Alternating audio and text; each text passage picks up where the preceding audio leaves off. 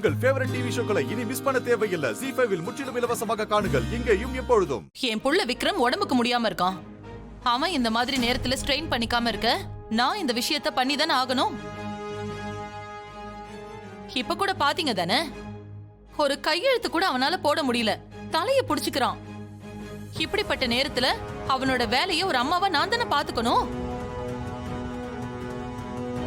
அது மட்டும் இல்ல, இன்னும் கொஞ்ச நேரத்துல மகாவ விக்ரம் பார்க்க போறான். இந்த நேரத்துல எதுக்கு அவன் கம்பெனி ஆபீஸ் கையெழுத்துன்னு கட்டிக்கிட்டு அழணும்?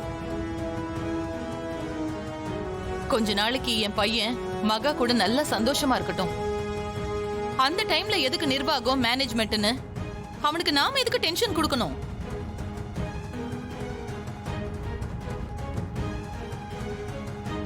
ஏ ஐஸ்வர்யா, நீ சிறுத்தனா, நான் சிங்கோண்டி. என்கிட்டயா உன் வேலையை காட்டுற? அமைதியா நில்லு, இல்ல அவமானப்பட்டு போயிடுவ. பாத்துக்க. டேய், என்னடா கார் ஓரம் கட்டுறாங்க? நிப்பாட்டு வண்டி ஓரம் நிப்பாட்டு. ஓகேண்ணே. விக்கி, எனக்கு இந்த கோயிலை பார்த்த உடனே உள்ள போய் சாமி கும்பிடணும்னு தோணுது. உள்ள போய் சாமி கும்பிட்டுட்டு வந்துடலாமா? என்ன மேடம் இப்படி கேக்குறீங்க? வாங்க மேடம் போலாம். அண்ணா, நீங்க கொஞ்ச நேரம் ரெஸ்ட் எடுங்கண்ணே, நாங்க போய் சாமி கும்பிட்டு வந்துடுறோம். சரிம்மா, நீங்க போயிட்டு வாங்க, நான் வெயிட் பண்றேன். நீங்க இறங்குங்க மேடம்.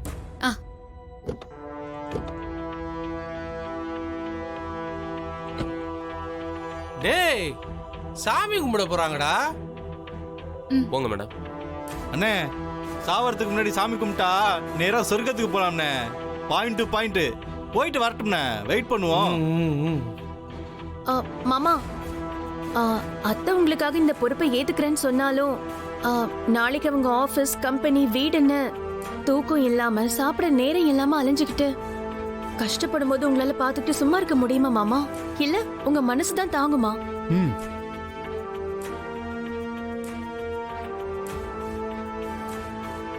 அப்புறம் அம்மா கஷ்டப்படுறதை என்னால பார்க்க முடியலன்னு திரும்பவும் உங்க பேருக்கே மாத்துவீங்க.